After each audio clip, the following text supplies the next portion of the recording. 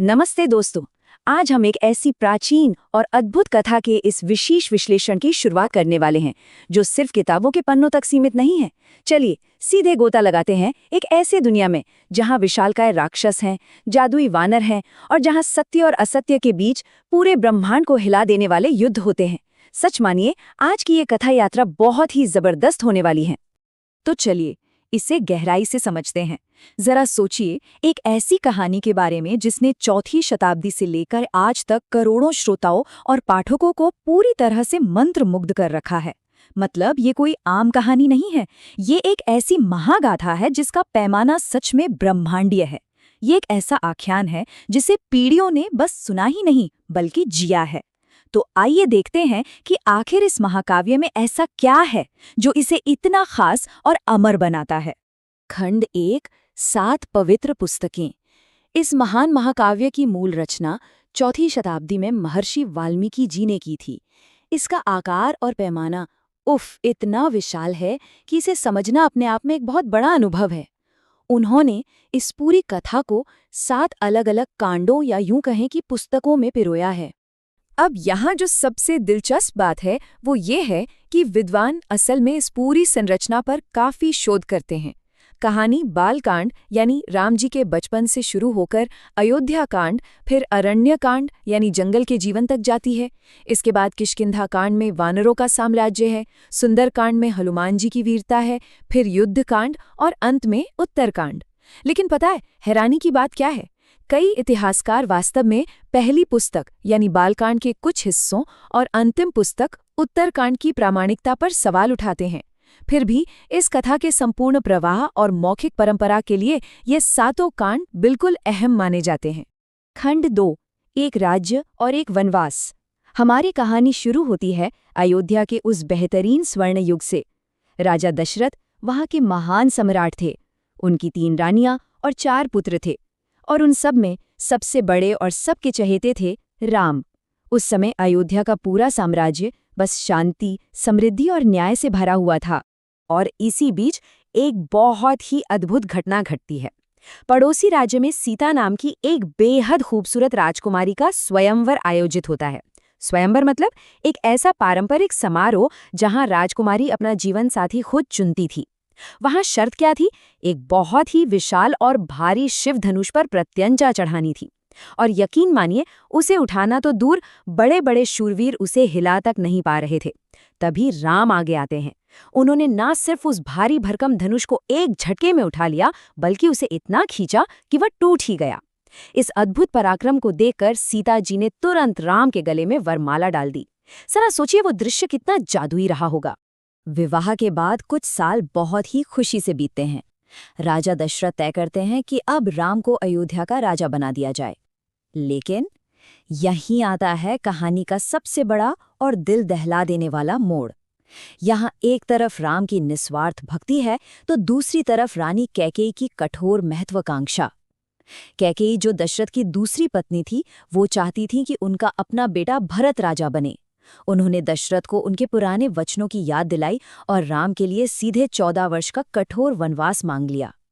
दशरथ जी तो इस मांग से पूरी तरह टूट गए थे, लेकिन राम, उन्होंने बिना एक पल गवाए पूरी आज्ञाकारिता के साथ इस वनवास को स्वीकार कर लिया। राम की ये भक्ति और कैकेयी की ये कठोरता, इसका जो टकराव है ना, वो वाकई रोंगटे खड़े कर देता है। खंड 3, राक्षस और हिरण।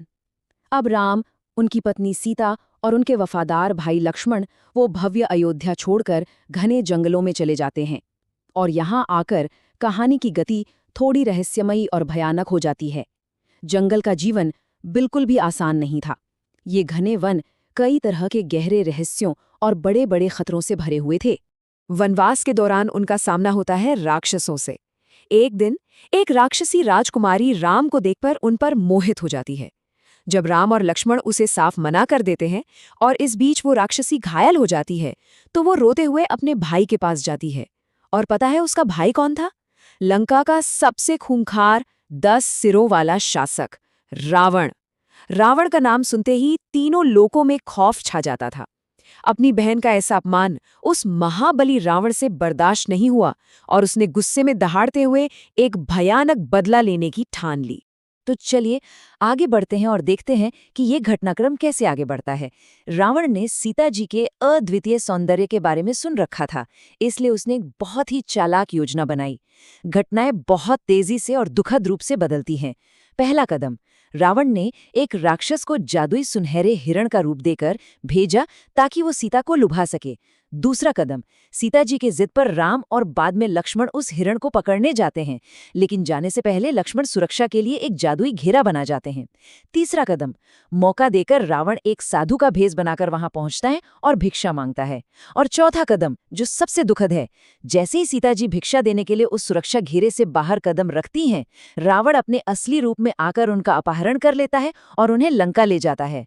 खंड 4, हनुमान की उड़ान। अपनी प्रिय पत्नी के अपहरण से राम पूरी तरह से टूट जाते हैं, लेकिन बिल्कुल यहीं से कहानी में एक नई ऊर्जा और जादुई शक्तियों का प्रवेश होता है।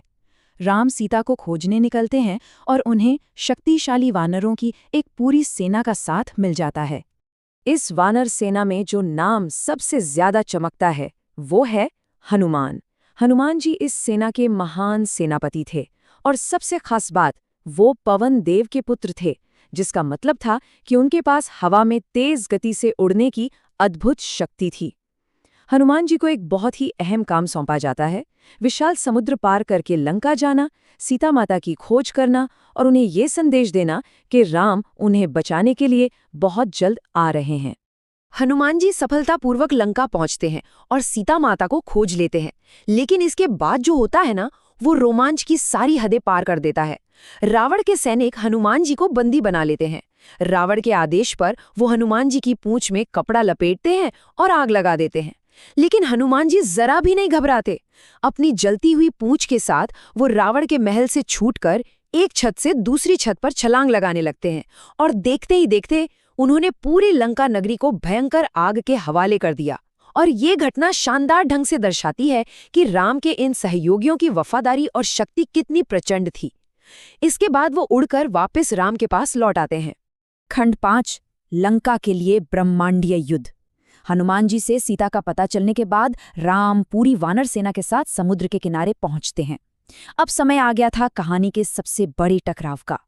भारत के दक्षिणी छोर से लंका तक पहुंचने के लिए राम, लक्ष्मण और वानर सेना मिलकर समुद्र पर पत्थरों का एक विशाल पुल बनाते हैं, जो सच में अपने आप में एक अविश्वसनीय चमत्कार था। समुद्र पार करने के बाद शुरू होता है वो महायुद्ध, जो धरती और आकाश दोनों को हिलाकर रख देता है। आसमान तीरों की बौछार से भर जाता है और सबसे अहम बात यह है कि राम केवल राक्षसों की सेना से नहीं लड़ रहे थे, वे बुराई और अहंकार के सबसे बड़े प्रतीक रावण से लड़ रहे थे। युद्ध में एक एक करके रावण के सारे शक्तिशाली भाई मारे जाते हैं और अंततः राम का सामना उस 10 सिर वाले भयंकर राक्षस रावण से होता है। एक लंबे और भयंकर युद्ध के बाद राम अपने दिव्य बाण से रावण का अंत कर देते हैं और इसी के साथ सीता जी को मुक्त करा लिया जाता है। रावण के वध के बाद कहानी अपनी शांति और संतुलन की ओर लौटती है। सबसे पहले सीता जी अपनी पवित्रता सिद्ध करती हैं। इसके बाद 14 वर्ष का कठिन वनवास पूरा करके हमारे सभी नायक अयोध्या वापस लौटते हैं। अयोध्या में भरत, जो इतने सालों से एक तपस्वी की तरह राम की प्रतीक्षा कर रहे थे, वो खुशी खुशी राजमुकुट राम को सौंप देते हैं। पूरा राज्य खुशी से झूम उठता है और अयोध्या में एक बार फिर से धर्म, न्याय और अपार खुशहाली का राज स्थापित हो जाता है। तो दोस्तों, ये थी रामायण की अमर महागाथा। लेकिन मैं आज के इस विश्लेषण को बस यहीं खत्म नहीं करना चाहती। एक बहुत ही गहरे सवाल के साथ हम विदा लेते हैं। कर्तव्य, पवित्रता और नियति के बारे में ये महाकाव्य असल में हमें क्या सिखाता है? राम का अपना कर्तव्य निभाना, सीता की अटूट पवित्रता और जो कुछ भी नियति में लिखा था उसका पूरा होना, ये ऐसे विषय हैं जिन पर घंटों विचार किया जा सकता है। उम्मीद है कि इस कमाल की मौखिक परंपरा ने आपको इसे और करीब से जानने के लिए उत्सुक जरूर किया होगा। इस कथा यात्रा में मेरे साथ बने रहने के लिए आपका बहुत बहुत धन्यवाद।